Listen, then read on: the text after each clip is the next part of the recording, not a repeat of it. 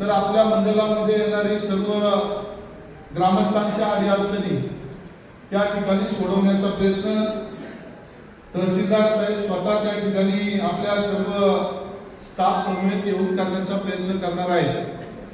त्याचा लाभ आपण सर्वांनी घ्यावा आणि त्याचबरोबर प्रस्तावनेच्या माध्यमातून दौंडे साहेबांनी सांगितल्यानुसार आपल्या मुख्यमंत्री बळीराजा शेतपालन योजना पूर्वी आपल्या मनरेगाच्या माध्यमातून ही योजना सुरू होती आणि सुरू आहे परंतु त्यामध्ये जाणारा वेळ आणि सर्व गोष्टीची दखल शासनाच्या माध्यमातून महसूल विभागाने वेगळ्या पद्धतीने घेतली आणि त्या योजनेबरोबरच समांतर योजना की ज्या योजनेमुळे आपल्याला मी आता सांगितलं की कमी कालावधीमध्ये आपल्या अडीअडचणी सोडवण्यासाठी शासन आपल्या दारी म्हणण्यापेक्षा शासन या समितीच्या माध्यमातून खऱ्या अर्थानं काम करायला सज्ज झालेले आहे।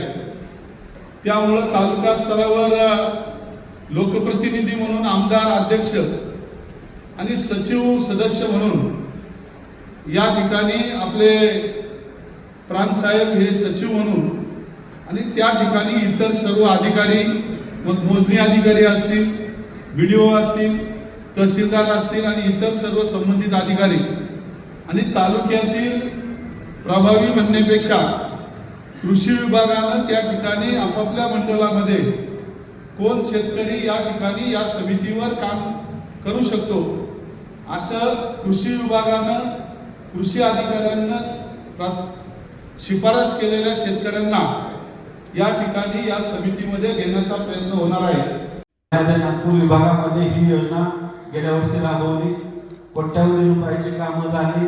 शेतकऱ्यांना खूप त्या ठिकाणी रस्ते पूर्वीपासून आपण मोकळे करायचो, पावसाळ्यामध्ये जाता येत नसायचं, गाड्या अडकायच्या, तर आता बळकटीकरण करण्यासाठी अतिशय महत्त्वाची योजना आहे।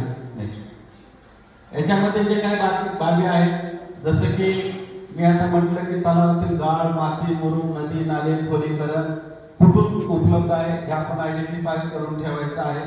त्यानंतर कुठलंही शुल्क नाही आकारता त्यांना द्यायचंय। मोजणीच्या बाबतीत मोजणींना आम्ही लेखी सूचना दिलेल्या आहेत। डेप्युटी तहसीलदार सर त्यांचे प्रतिनिधी या ठिकाणी उपलब्ध आहेत। ज्या दिवशी आपण ठरवू त्या दिवशी त्यांनी त्या ठिकाणी मोजणी करून द्यायची आहे।